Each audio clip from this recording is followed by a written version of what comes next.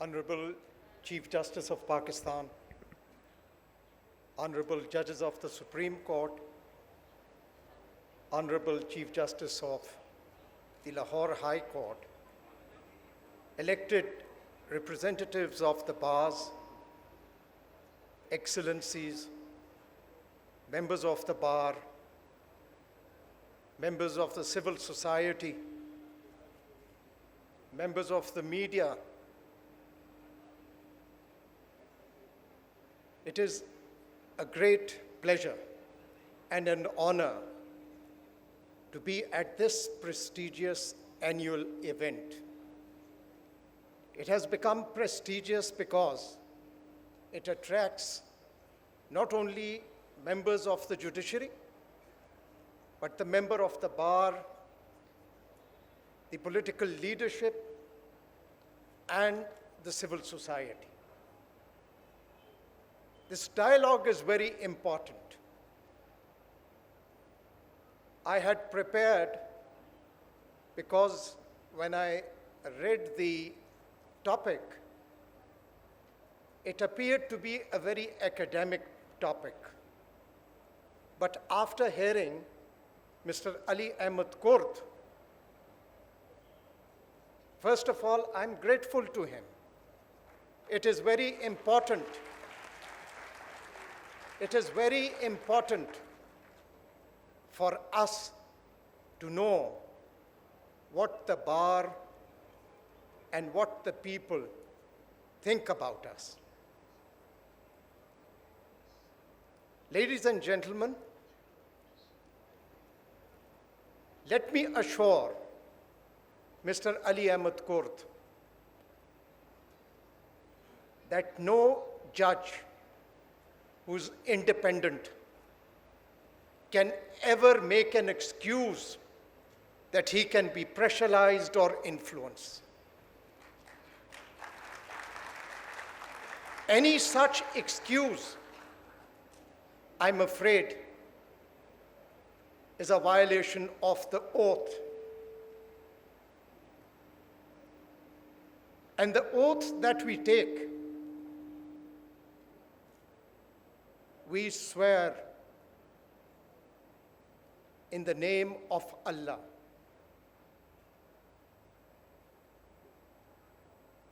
Mr. Ali Ahmed Kurd,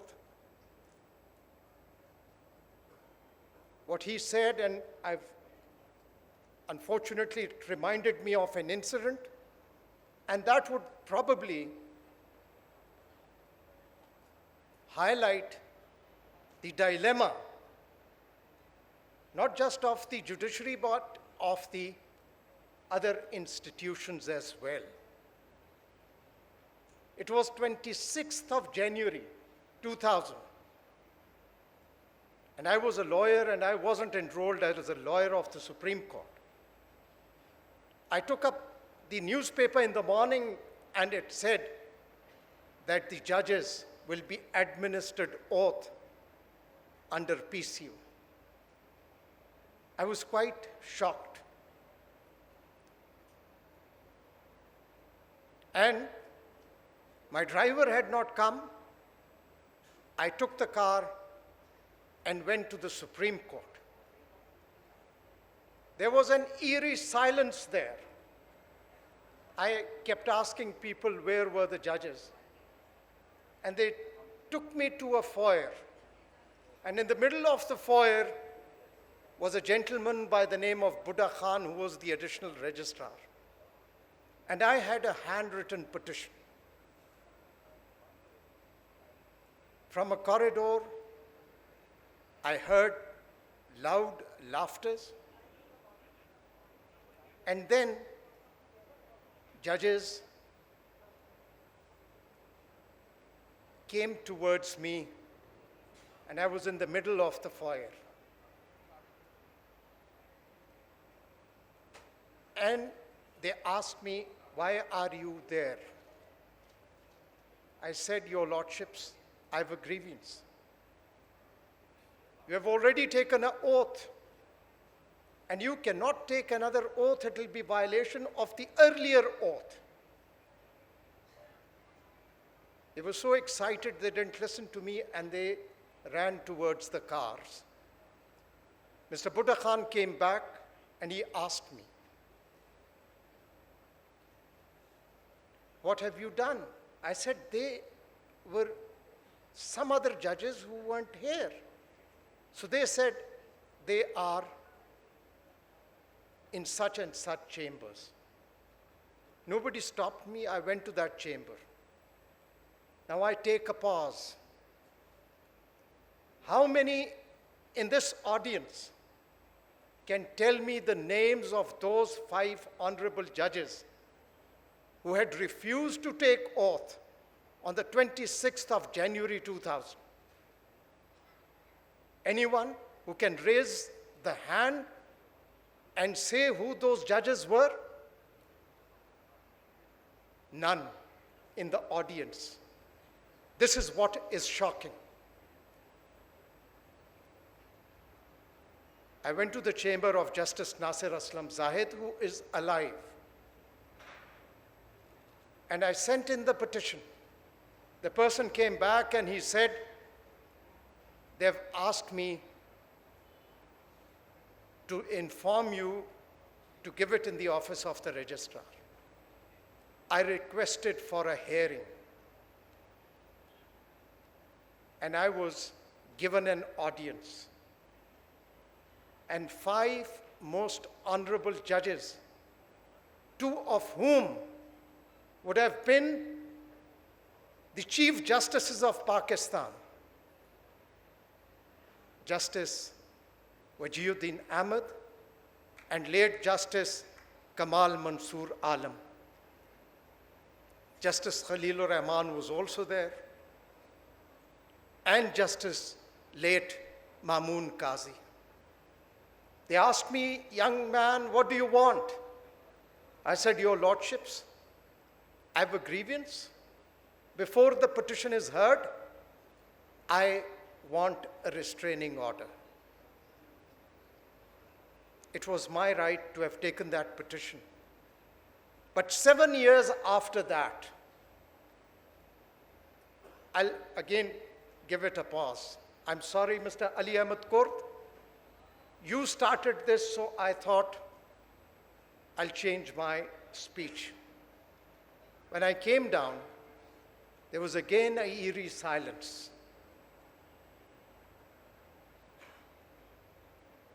The authoritarian rule was at its peak. There was only 2 lawyers in the bar room when I came out, and I wouldn't like to name them. I sat in the car, went to my office. I thought the civil society will come out. I thought that there will be resistance. I request you to take up the newspapers of 27th of January 2000.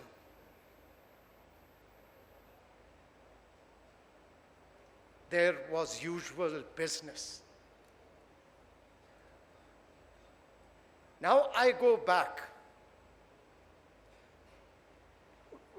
to 2007. There was a historic lawyers' movement. It wasn't a movement for the restoration of judges. It was a struggle which symbolizes the topic. The civil society and people of this country dreamt of a judiciary that would be independent, impartial, protect the human rights, and strengthen democracy. That was the historic movement led by the lawyers. Ladies and gentlemen, in 2007, Justice Wajiuddin Ahmed was with me in that movement, and he said probably history would have been different if we had entertained your petition. I go back to 1954. Soon after the independence was rooted in democracy. Soon after the independence, the first test of the judiciary came up before it.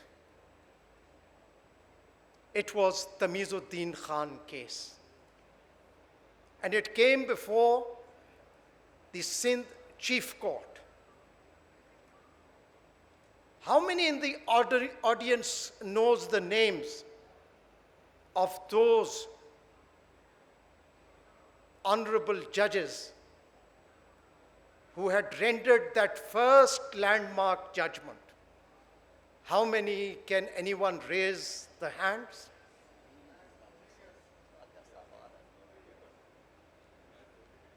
It was, again, you see, nobody knows. Nobody knows. The civil society does not know.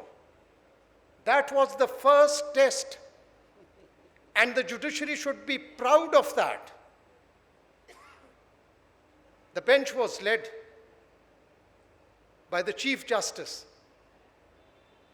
Justice George Constantine. And the other honorable judges were Justice Bachel, Justice Bakhsh, and Justice Vilyani. Thank you, Mr. Ali Ahmed Kurd. You have changed the theme of this conference. That honorable court rendered that landmark judgment. Had it not been deplorably reversed by the federal court, led by Justice Munir, the future of this country would have been very different.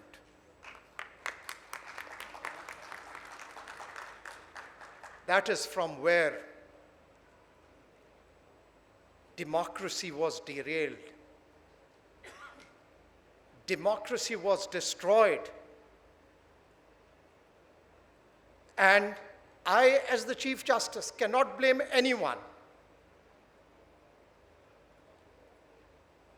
And from there on, it was the Doso case, then the other case, Mohtarma Nusrat Bhutto's case, then Zafar Ali Shah case. All those judgments are part of history now. We can't erase them from the history. These judgments were responsible for making and enabling those that have been referred to by Mr. Ali Ahmed Kurd to exercise their power.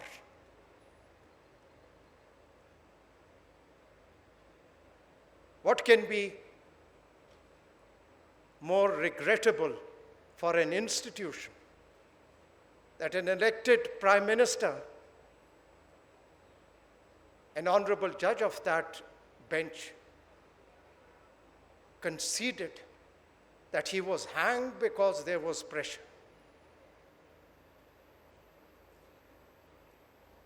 Ladies and gentlemen, Mr. Ali Ahmed Kurd, yes, as a judicial organ of the state, we must not bury our head in the sand. We can't refuse to accept our mistakes. We have changed the course of history of this country. The authoritarian rules, half of the life of Pakistan's existence is based on authoritarian rules. Regressive governments have destroyed fundamental rights and suppressed freedoms. But this struggle cannot be taken up by the judiciary on its own. The other players are equally important. It reminds me of the Bill of Rights of the Massachusetts Constitution of 1780.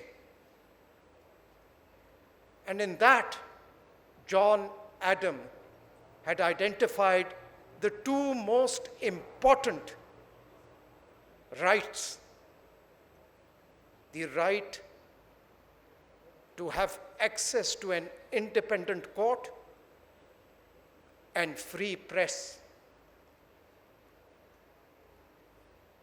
But when I say free press, it has to be an independent, free press and media, not controlled by proprietors having vested interests.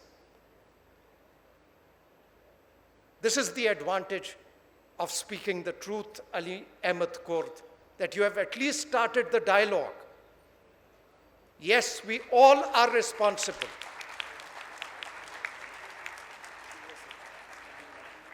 We all are responsible, but the buck stops at us, we, the judicial organ. Every organ, whether it's the media, whether it's the civil society, whether it's the bars, every one of us have to look inwards.